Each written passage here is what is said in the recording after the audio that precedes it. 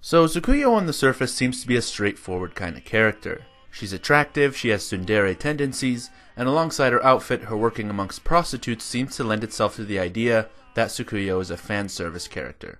Eye candy for the heterosexual audience. But aside from the fact that she isn't fan serviced anywhere near the amount she would be if she were in other Shonen Jump manga, she's got several aspects that make her a great character. As is the standard for most Gintama characters, she's hilarious, but she's actually a character layered with meaning. Starting from the beginning, Tsukuyo was always a character compelled to do something about her situation. Growing up in Yoshiwara, a neighborhood known for its prostitution, she had a first-hand look at the vulnerabilities, dangers, and mistreatment that the occupation usually entails. She saw how Hinoa was able to keep the spirits high amongst the Yoshiwara courtesans and enabled many women to keep living with the hope of a better future. So through Hinoa's example, instead of just becoming another statistic, Tsukuyo was intent on helping Yoshiwara's women more directly due to the positive example of Hinoa.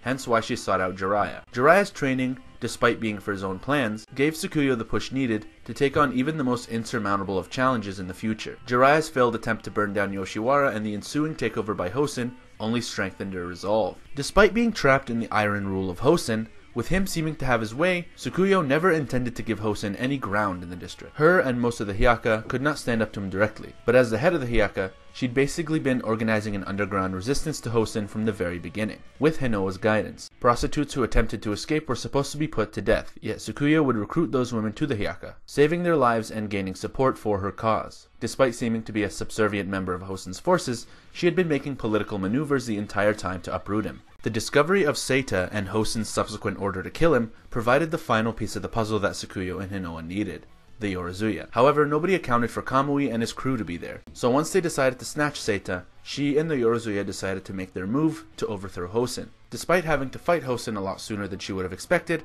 her gamble saving the escaped prostitutes paid off. She willingly left herself open to be killed by the Hyaka members who were supposed to be loyal to Hostin.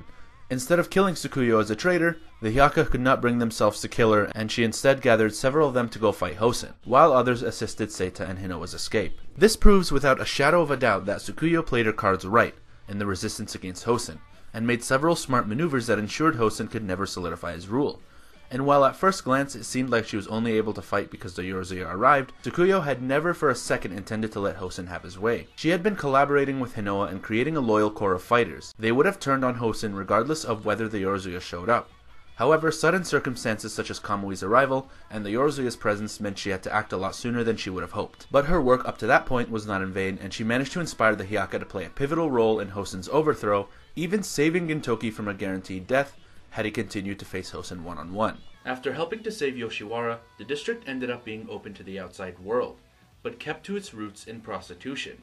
This can be seen as making the liberation of Yoshiwara pointless, as the women will still be prostitutes. However, it's important to note that Yoshiwara was a district known for its prostitution for decades, far before the Yamato ever set foot on Earth.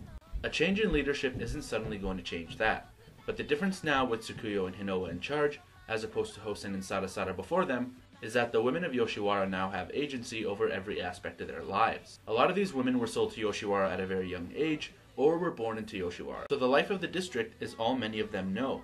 Yet instead of being trapped in the district or being horribly exploited, women of Yoshiwara are free to leave, stay, or improve the situation of other prostitutes, or even find other means of living in or out of the district.